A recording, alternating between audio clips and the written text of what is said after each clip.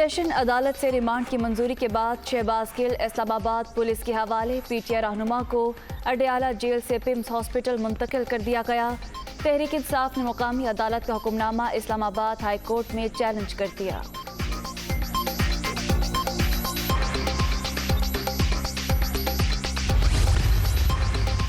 दोबारा जिस्मानी रिमांड की मंजूरी के बाद शहबाज गिल की मुंतकली का मामला कई घंटे लटका रहा। अडयाला जेल के बाहर रावलपिंडी और इस्लामाबाद पुलिस में तनाज़ा। रावलपिंडी के हुक्काम पीटीआई रहनुमा को अस्पताल ले जाने पर बज़िद। इस्लामाबाद के अफसरान का अदालती अहकामात के मुताबिक अपनी तहवील में लेने पर इसरार।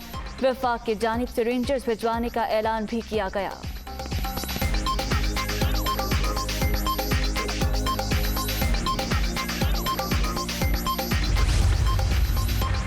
और शहबाज गिल को अडयाला जेल से अगवा किया गया। अपनी मर्जी के बोर्ड से मर्जी के सर्टिफिकेट का हसूल कौन से कानून में लिखा है?